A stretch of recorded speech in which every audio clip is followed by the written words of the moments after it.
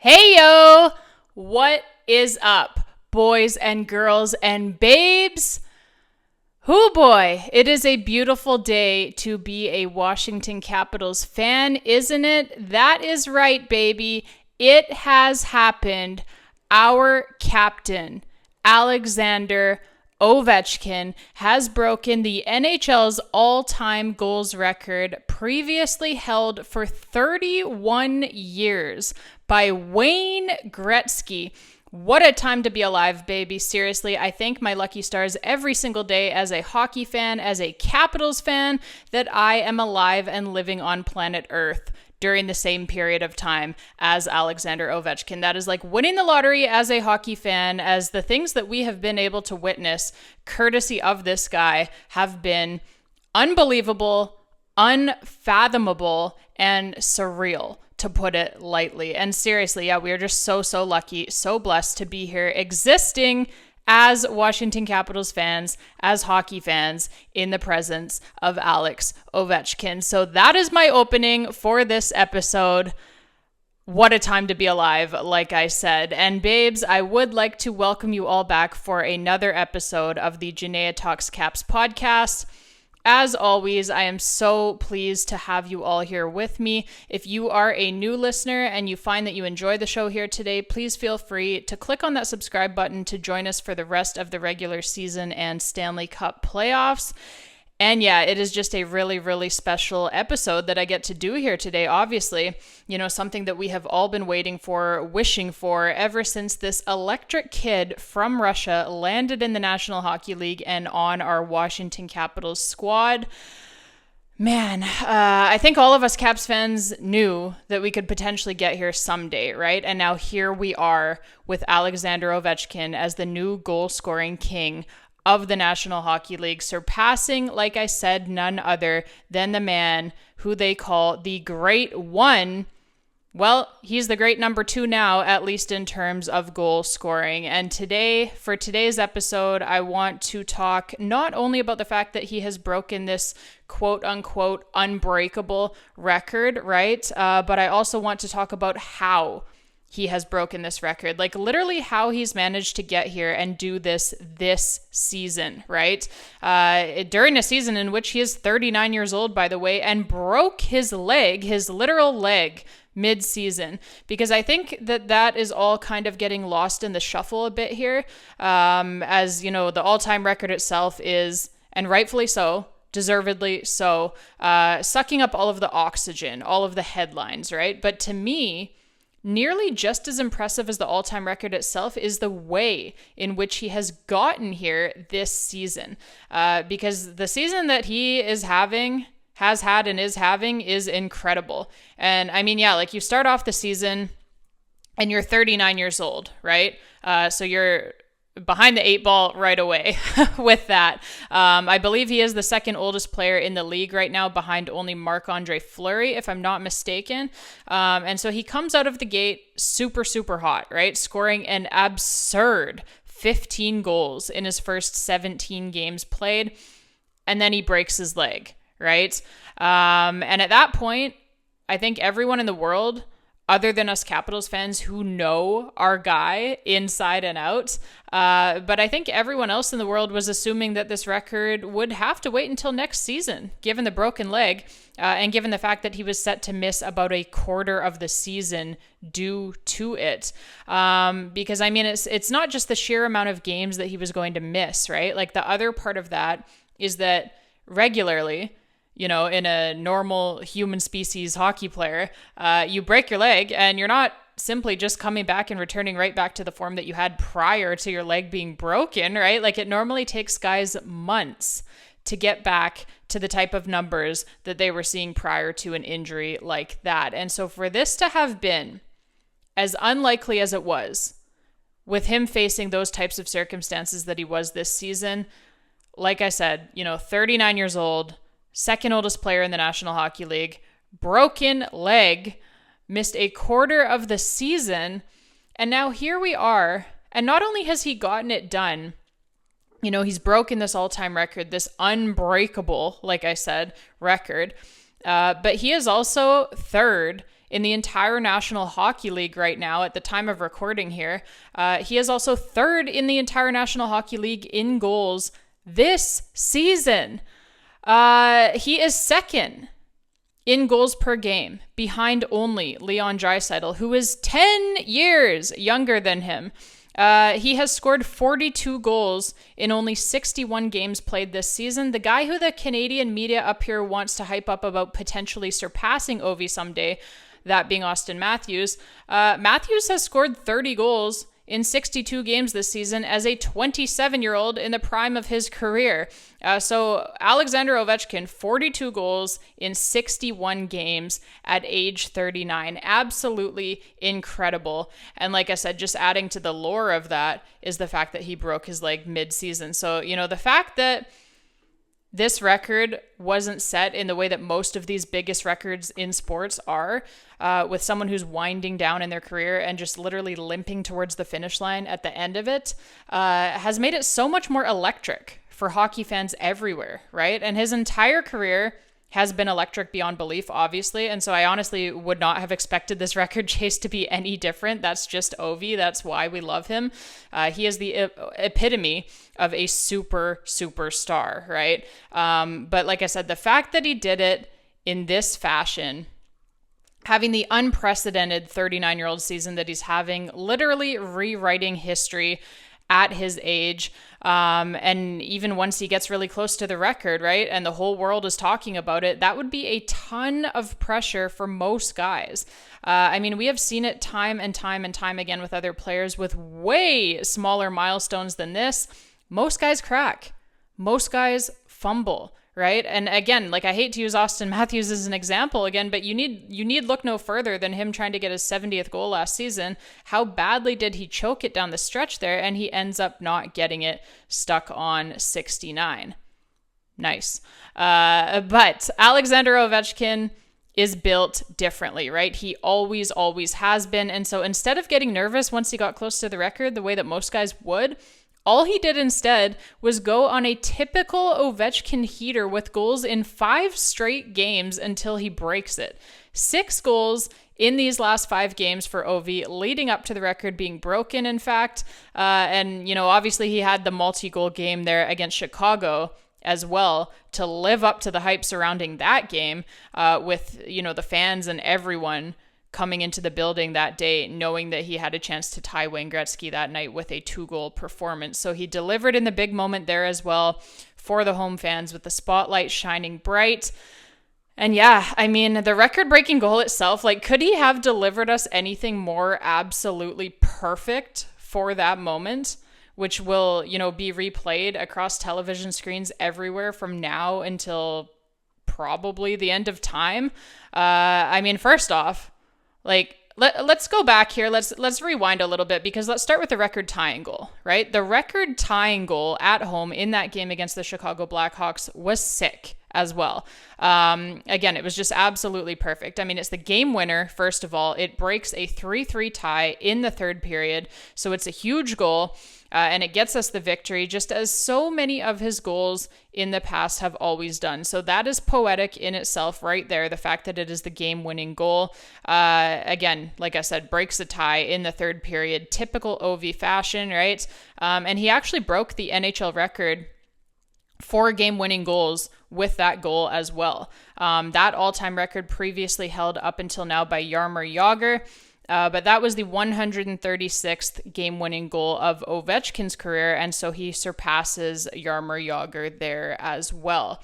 So it is a clutch goal for his 894th in the National Hockey League, and yeah, it was as well just a perfect goal for the moment, right? It is a vintage Ovechkin rocket, leaves the goaltender searching for his jock strap. It was just so perfectly Alexander Ovechkin. It lived up to the moment, like I said, and the home fans inside of Capital One Arena, they were going crazy. They were going absolutely bananas inside of that building, as they should be. And good for them. Good for everyone who got to be inside of that building that day. Very, very happy for all of you. If anyone was at that game, please drop me a comment down below. I would love to hear about it. Would love to even possibly have you on the podcast on a future episode coming up here, even to talk about about it if we can figure that out. Anyone who was inside the building, just would love to get anyone's thoughts who was actually inside of that building, like I said, in that moment. Would love to hear about that for sure. And then still in the Blackhawks game, right? The Blackhawks pull their goaltender in that game, trying to get the game tied up late. And so Alex Ovechkin has a chance to go out on the ice for the empty net goal for the hat trick to break Wayne Gretzky's record. And Spencer Carberry comes over to Ovechkin on the bench to ask him if he wants to go out there to get the goal for the hat trick and for the all-time record. And Ovi, like the true legend that he is, baby, he waves him off. He shakes his head no. He does not want to go out there with the net empty. He does not want to score the record-breaking goal into an empty net, even if it is for another hat trick for himself. He says, nope, no way. This will have to wait for another day. And as it turns out, it was only until the very next, not day, but game. So yeah, he says, nope, no way, like I said, to the empty net. And this is just so absolutely legendary, like I said, by Alex Ovechkin. He understands the moment here, right? Like, he understands the significance of this next goal that he is going to score. He understands that, like I said, it is going to be replayed on TV from now until probably the end of time. He understands that Capitals fans, hockey fans everywhere want a goal that they can look at and rewatch from now, like I said, until the end of time probably, and be like, wow, right? They want a wow goal. They want a wow moment. A moment in time, a moment in hockey history that as a fan, it just makes you say, wow, right? Like, that's what everybody wanted here. And Ovi, he understood the assignment just as he always does. He waves off his head coach, like I said, Spencer Carberry. And just the sheer confidence and swag that it takes to be able to say no to an empty net goal with the all-time goals record on the line when you were 39 years old and there are only 6 games left in the season. That is confidence, baby. And then he comes right back in the very next game, like I said, and scores the record-breaking goal on, again, what was literally probably the most perfect shot that you could draw up for hockey fans. Just, again, a vintage Alexander Ovechkin rocket from the left side on the power play, beats one of the very best goaltenders on the planet clean, and just absolutely brings the house down in New York, in UBS Arena. There is no other way of saying it. What an incredible moment. Even though it happened on the road, even though it happened in New York, I thought that, obviously the building was mostly filled to the rafters with Capitals fans. There was a lot of red that you could see inside of that building.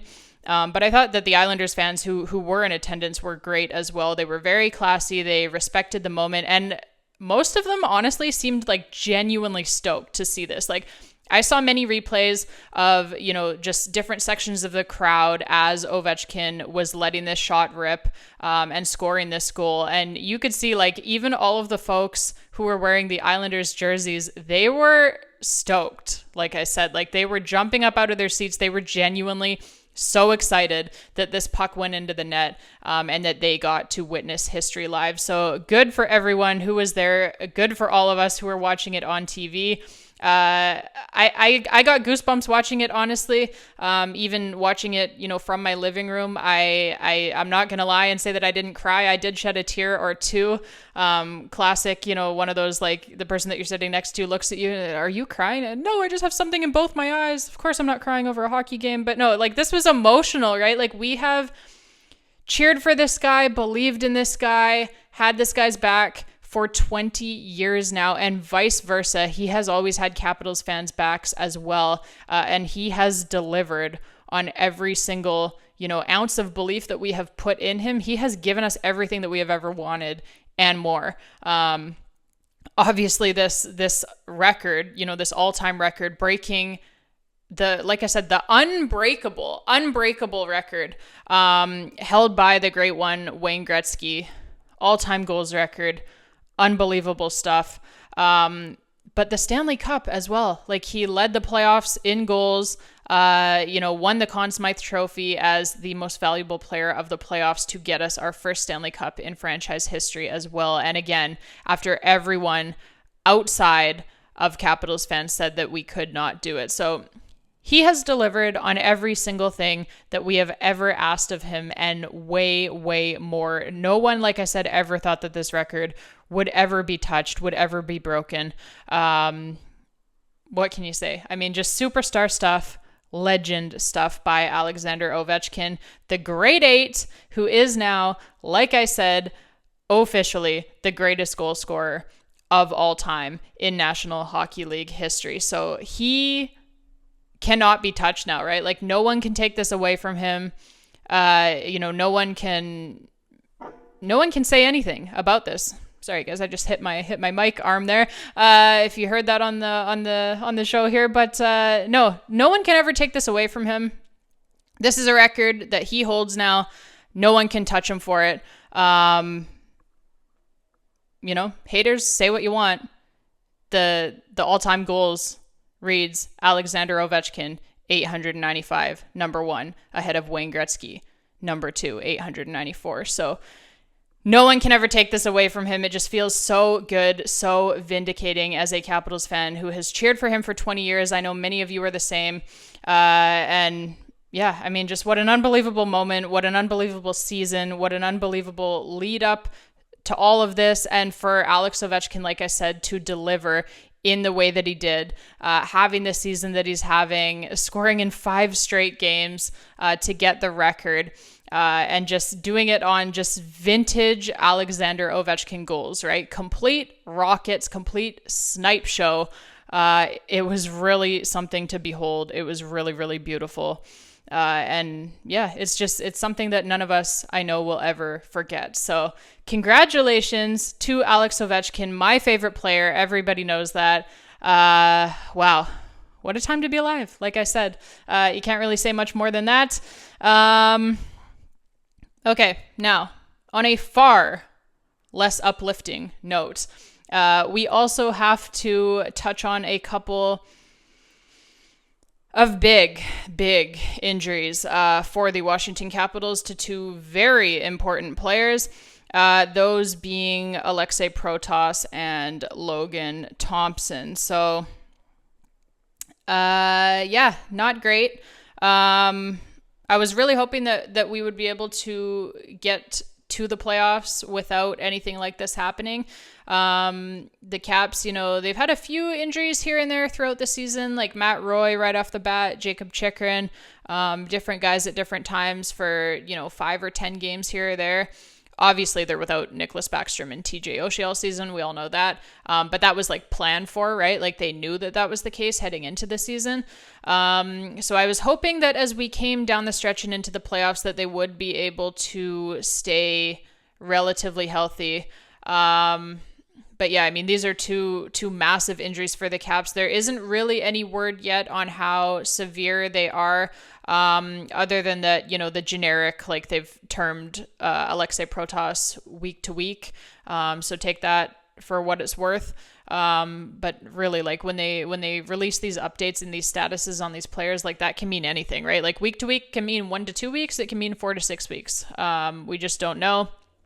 Logan Thompson, they initially termed him day to day. They did for Logan Thompson, but he has still not to this point been on the ice. So, not a great sign. Although Spencer Carberry, he did share a little bit of a somewhat, I guess you could look at it as encouraging update, on these 2 players. He said, quote, that they are both progressing. But he did say that it is still too early at this point to, make a prediction, like if they'll be ready for the start of the Stanley Cup playoffs. So fingers really, really cross your fingers, cross your toes, cross everything, cross your eyes. I don't care. Cross every single limb that you have, every single body part that you have, because we really need these 2 guys in the lineup. Particularly Aliaksei Protas. Logan Thompson, he has been phenomenal all season long, but at least we have another good goalie in Charlie Lindgren who, as long as he doesn't get hurt too, we should probably be able to get by at least, for the start of the playoffs. with Charlie Lindgren instead of Logan Thompson, but like Aleksei Protas is such a massive part of this team. Obviously Logan Thompson is as well, but like I said, we kind of have some cover for him with Charlie Lindgren. Aleksei Protas, there is no replacing him. Like, he is so utterly important to this team. He does everything other than the power play. Spencer Carberry, no clue why Aleksei Protas is not on this team's power play, but he does everything for this team. He's obviously a top 6 forward. He's a 30 goal scorer. He was going to break 70 points for sure before this injury. He's the first guy, one of the first guys over the boards, along with Tom Wilson on the penalty kill. And they have been such a great penalty killing duo. I believe I talked about it on a previous episode, but, the two of them, Protas and Wilson, out there on the penalty kill together, they score a shorthanded goal this season for every 12 minutes of shorthanded ice time that they see. So, like, every 6 penalty kills that they're out there, they're scoring a shorthanded goal. So they are unbelievable on the penalty kill, those two are. And Aleksei Protas, so important. Like, he plays in every situation for the Caps. Obviously, the offense this season, like I said, 30 goal scorer. He was about to hit 70 points before the injury. But he is so responsible defensively as well. And he's just such an important player because of the way that he plays the game, right? Like, not only the offense, like I said, not only he is so responsible defensively, you can match him up against anyone, but he is the first guy in on the forecheck. He's massive, right? He's like 6'7" and probably like 250 now. But yeah, it's the way that he plays the game, right? Like I said, he's the first guy in on the forecheck. That's what I was going to say. He's the first guy in on the forecheck, and he just wins every single puck battle, literally. Like, that is what they're going to miss the most with Aleksei Protas, outside of the obvious things like the goal scoring, is he wins every single puck battle because he is a monster on skates. So they are really, really going to miss that if he is not ready to start the playoffs. I was right initially about what I thought that the injury was. I thought that he was cut by a skate. It looked like that's what it looked like to me upon replay. They have confirmed that now, that it is a skate cut to his foot. So initially when you saw the videos, of them celebrating Ovechkin, tying the Wayne Gretzky record after the game, when you saw those videos in the locker room, you could see Aleksei Protas was, he was walking around on his foot in the locker room after the game. So, with no crutches or anything, he just had it wrapped with a bandage at that point, and he was walking around on it. He looked pretty okay. So hopefully that is a good sign that, like, it didn't cut into the muscle or anything, but I don't want to speculate because I'm not a doctor, obviously, and I haven't obviously, seen the injury up close. I'm just saying, hopefully that is a good sign. But he was seen when the Caps came back from New York after Ovechkin had broke the record and they had their team party afterwards.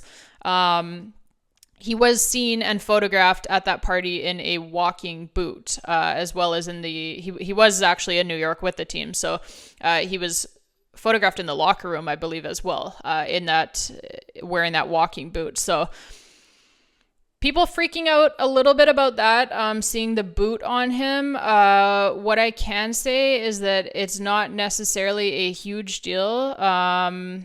For those of you who don't know, by the way, this is like kind of what I went to school for. I went to school for kinesiology, exercise and health physiology. So I do have a little bit of a background in this, to say the least. But I saw a lot of people really freaking out about the walking boot. What I can say is that it's not necessarily a disaster. Like, depending on where he got cut on his foot, there is a chance that, like, obviously it would have had to been stitched up.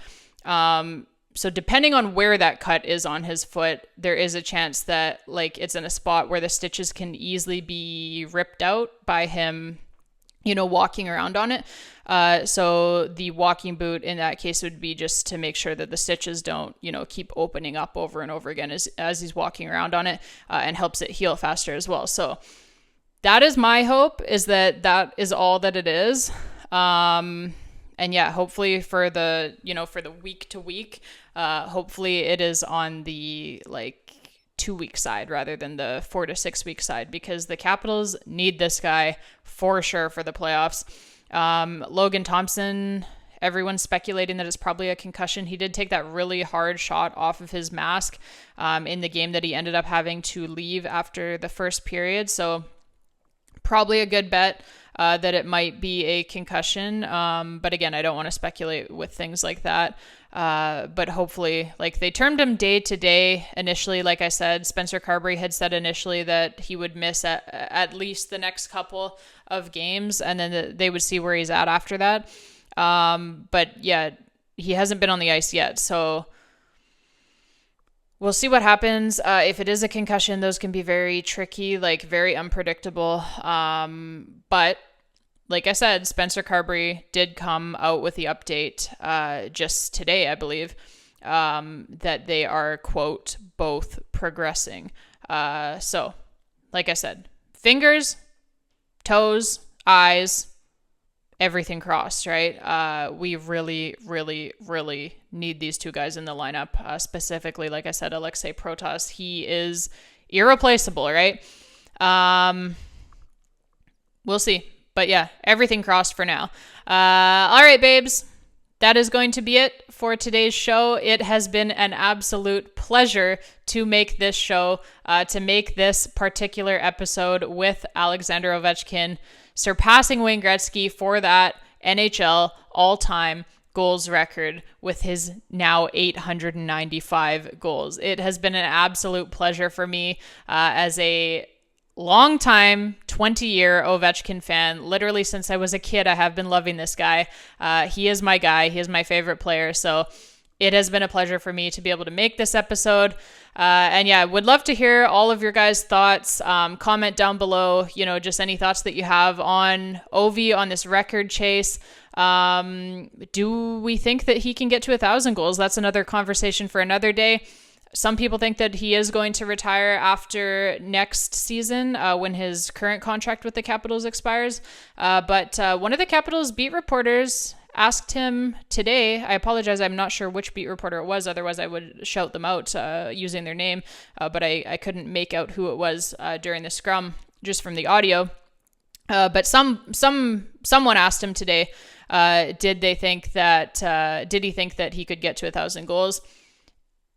He didn't say no. Like, he didn't shoot it down right away. He didn't deny that that's something that he might try for. So he said, this was his quote, "I don't know.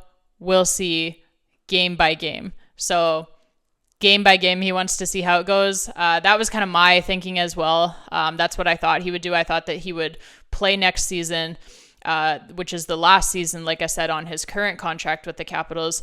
I've always thought that he will, once he got this record, that he would play that next season on his contract, and then see how it goes, right? See where he's at, see where his body is at, see where his health is at, see where his game is at, see where his scoring is at, see where the team is at. Like, all of these things factor in, right? I do think that, if he is still playing at this level, like, if he's still if he was, first of all, I wanted to get this stat in here as well. I just remembered the last 82 games surrounding the broken leg, right? Before and after the last 82 games. So that's a full season, right? The last 82 games that Alex Ovechkin has played, he has scored 55 goals. So he is still a 50-plus goal scorer. He would have been on pace for well over 50 this season if he had not broken his leg, if he were able to play a full 82-game slate. So he is still a 50-plus goal scorer right now. So, like, next season, if he's still, this is just my thinking, again, it's my opinion, but, like, if next season, if he is still a, 40-goal scorer, even if you're a 30-goal scorer, like, who retires from the league being a 30 to 40 goal scorer? Especially when you're adding on to your all-time record, right? So other things will factor in, of course, as well, like, how his body feels, how his health is, like, is he playing through injuries all the time, things like that.